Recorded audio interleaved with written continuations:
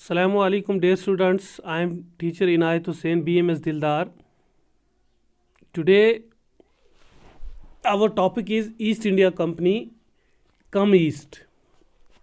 Our class is 8th class, subject history.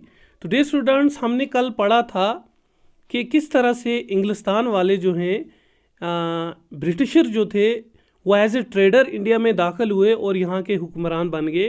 तो सबसे पहले ईस्ट इंडिया कंपनी जो है ये कहाँ से आई, कहाँ से दाखिल हुई? ईस्ट से दाखिल हुई। ये हमने कल डिस्कस किया था कि ये लोग जो हैं इन्होंने एक 1600 में एक चार्टर जो है उसको एक्वायर किया, उस ज़माने में जो इंग्लैंड की क्वीन एलिज़ाबेथ फर्स्ट थी उससे, और इन्होंने यहाँ आके क्या किया, यानी यहाँ की जो चीज़ें हैं, गुड्स हैं, उनको चीप्स प्राइस में ख़रीद के कहाँ ले जाते थे? यूरोप ले जाते थे, और वहाँ फिर क्या करते थे, ये महंगे दामों पे इनको बेचते थे। तो ये जो रॉयल चार्टर था, however could not be prevent other European power from entering the eastern markets. इससे ये रॉयल चार्टर जो था इसने दूसरे यूरोपियन पावर्स को इंटर होने से नहीं बचा पाया। कहाँ? ईस्टर्न मार्केट के अंदर, यानी और लोग भी यहाँ पे आए। By the time the first English ship sail down the west coast of Africa, यानी पहला इंग्लिस्तान का जो जहाज़ था, शिप जो था, वो लंगर अंदाज हुआ कहाँ पे? वेस्ट कोस्ट ऑफ अफ्रीका में, round the cape of good hope and crossed the Indian Ocean, और फिर उसने इंडियन ओशन जो था उसको क्रॉस किया। The Portuguese had already establish their presence in the western coast of India. Portuguese जो थे, पुर्तगाल वाले, उन्होंने भी यहाँ पे हिंदुस्तान की जो वेस्टर्न कोस्ट थी उस पर भी उन्होंने अपना जो प्रेजेंस थी उसको क्या कर लिया था? एस्टेब्लिश कर लिया था। And had there base in Goa, और उनका जो बेस था वो कहाँ पे था? गोवा, जो हमारी आज स्टेट है, वहाँ पे था। In fact it was Vasco da Gama, a Portuguese explorer. हकीकत में ये कौन था जिसने यहाँ जो वेस्टर्न कोस्ट थी किसकी? इंडिया की, उसको एक्सप्लोर किया था? ये एक पुर्तगेजी एक्सप्लोरर था जिसका नाम वास्को डी गामा था।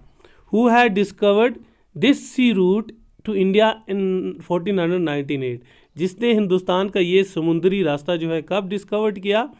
1498 में।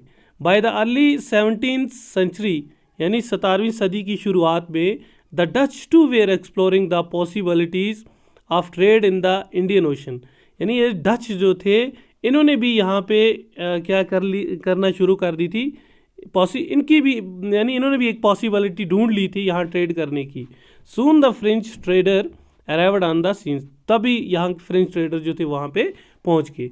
The problem was that all the companies were interested in buying the same things, और यहाँ की जो प्रॉब्लम्स थी वो ये थी कि जितनी भी कंपनीज थी वो एक ही किस्म की चीज़ों को खरीदना चाहती थी। The fine qualities of cotton and silk produced in India, जो अच्छे किस्म का जो रुई होता था या सिल्क जो हिंदुस्तान में पैदा होता था, had a big market in Europe, यानी उसका एक बड़ा मार्केट था, बड़ी डिमांड थी। कहाँ?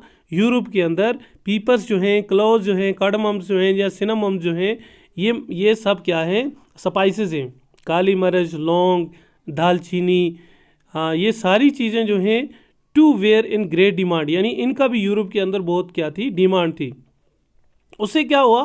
Competition amongst the European companies inevitably pushed up to the prices at which these goods could be purchased.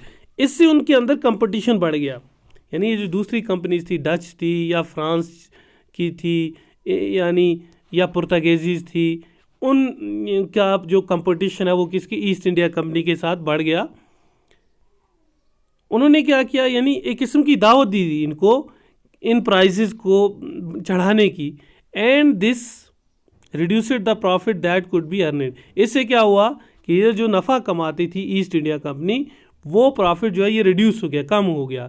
The only way the trading companies could flourish was by eliminating rival competitor. इसमें सिर्फ ये था कि जितने भी इनके rival competitor थे उनको क्या कर, यानी फ्लोरिश ख़त्म कर दे।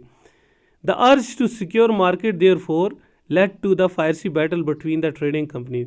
इससे क्या हुआ, यानी इन ट्रेडिंग कंपनी के बीच में जो जंग है, यानी वो तनाज़ा जो है वो होना शुरू हो गया।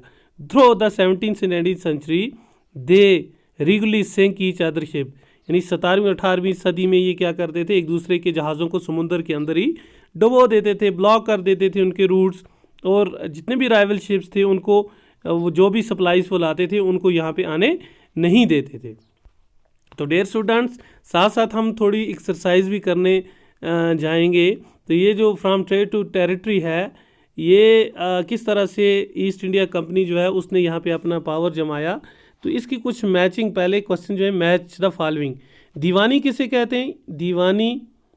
उसके बाद टाइगर ऑफ मैसूर किसको कहते हैं, फौजदारी अदालत कौन सी होती है, रानी चनीमा कौन है, सिपाही कौन, ये क्या है, यानी इनको मैच करना आपने। तो इसका आंसर है दीवानी कहते हैं right to collect land revenue, यानी एक ऐसा हक जिसमें आप लैंड रेवेन्यू, मालिया, जो ज़मीन का जो मालिया उसको जमा कर सको, इसको दीवानी कहते थे। फौजदारी अदालत कौन सी, क्रिमिनल कोर्ट जिसको आप कहते हो। टाइगर ऑफ मैसूर किसको कहा जाता था, टीपू सुल्तान को कहा जाता था। रानी चनामा, ये laid on anti British movement, इसने एक एंटी ब्रिटिश मूवमेंट को स्टार्ट किया था। सिपाही हो गया, सिपाही को कहते हैं, यानी जो फौजी होते थे उसको सिपाही कहते थे। उसके बाद दूसरा क्वेश्चन है फिल इन द ब्लैंक्स, खाली जगहों को आपने भरना है। यहाँ पे आपको दिया है डिसइंटीग्रेटेड, लैप्स, मैसूर, नॉर्दर्न। तो पहला ए पार्ट जो है, the Mughal empire becomes disintegrated in the 18th century. यहाँ पे पहले में क्या आएगा, डिसइंटीग्रेट, यानी खत्म हो गई थी 18वीं सदी में। दूसरा, Hyder Ali and Tipu Sultan were ruler of, किसके थे, मैसूर के थे। ये दोनों बाप बेटा हैदर अली और टीपू सुल्तान, ये कहाँ के रूलर थे, मैसूर के रूलर थे। C part, Dalhousie implemented the doctrine of lapse, Dalhousie ने एक डिक्ट्राइन को इम्प्लीमेंट किया था, उसको कहा जाता है doctrine of lapse. D part है, Maratha kingdoms were located mainly in the dash part of India, किस हिस्से में मराठा की जो सुल्तनत कायम हुई थी, ये northern part of the India क्या हुई थी, कायम हुई थी। तो डियर स्टूडेंट्स, ये था 2-3 क्वेश्चंस। तो उसके बाद आपका तीसरा, स्टेट वेदर ट्रू और फॉल्स, ये फॉल्स हैं या ट्रूज हैं, ये यहाँ पे दिए हुए हैं। पहला है the British conquest of Bengal begins with the battle of Buxar, यानी बैटल ऑफ बक्सर जो है उसको लड़के ब्रिटिश ने बंगाल को कन्क्वेयर किया था, ये गलत है, ये फॉल्स है। The English East India Company was the only European company that trade with India, यानी सिर्फ एक ही English company East India Company थी जो यहाँ पे ट्रेड करती थी, ये भी गलत है इंडिया के अंदर, ये भी फॉल्स है। और भी बहुत, अभी अभी हमने पढ़ा कि बहुत सारी ट्रेडिंग कंपनीज थी, डच थे, पुर्तगीजीज थे, फ्रांस वाले थे, यानी उन्होंने भी यहाँ पे अपनी तजारत शुरू की थी, तो ये गलत है। तीसरा, Maharaja Ranjit Singh was ruler of Punjab, ये ट्रू है। ये महाराजा रणजीत सिंह जो था ये रूलर ऑफ पंजाब था, आगे हम पढ़ेंगे। और फिर चौथा, डी पार्ट जो है, the British did not introduce administrative